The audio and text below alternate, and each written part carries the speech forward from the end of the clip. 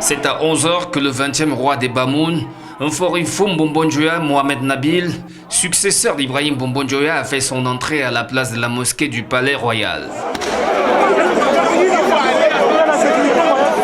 Ambiance surchauffée, avec un peuple massé depuis les premières heures de la matinée pour assister à la rupture du suspense.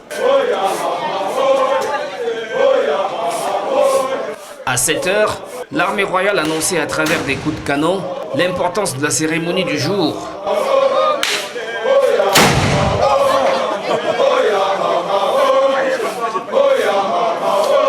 Défilé des dignitaires du palais pour préparer l'arrivée de l'heureux élu, le tout dans une cohue impressionnante.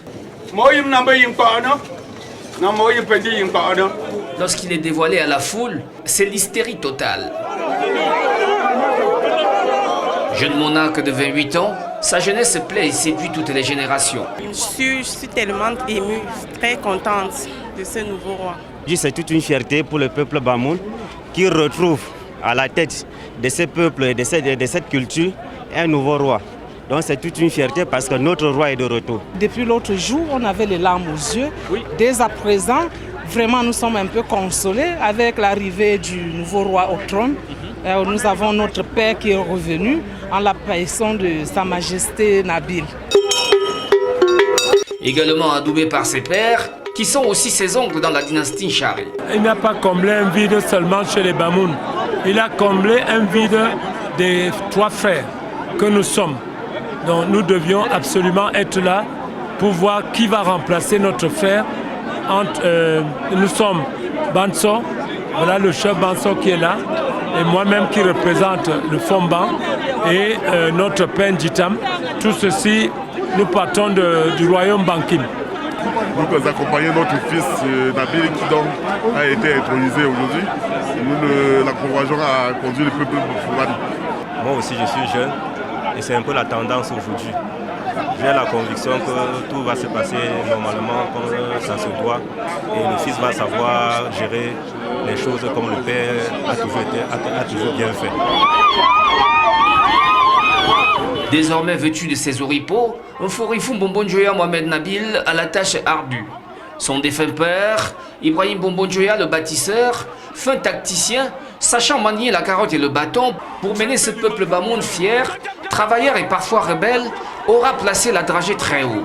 Sur le plan culturel, nous attendons du nouveau monarque qu'il puisse impulser au-delà des frontières internationales, c'est-à-dire les us et les coutumes Bamoun. Aura-t-il donc les épaules assez larges et les coudées franches auprès des siens? Rien n'est moins sûr. Un chef n'a pas d'âge. Dès qu'il est chef, il est chef. Il n'a ni 5 ans ni 100 ans. Il est chef. Vous allez voir, vous allez être étonné. Et en plus, c'est son père qui l'a choisi.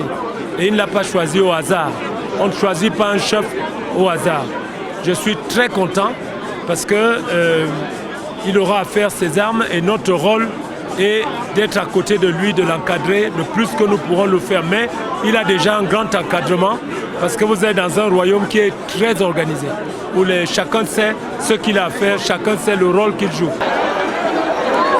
Une chose est sûre, le choix porté sur le nouveau monarque n'est pas fortuit.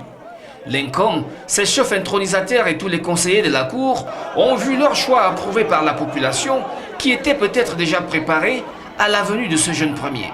Le royaume Bamoun a finalement son monarque, il s'appelle Nabil Bombon-Joya. C'est quelqu'un qui a été attendu parce qu'il y avait un vide à la tête de la monarchie. Et aujourd'hui, ce peuple Bamoun a attendu pendant 3 semaines, plus de 3 semaines s'il faut le dire, pour avoir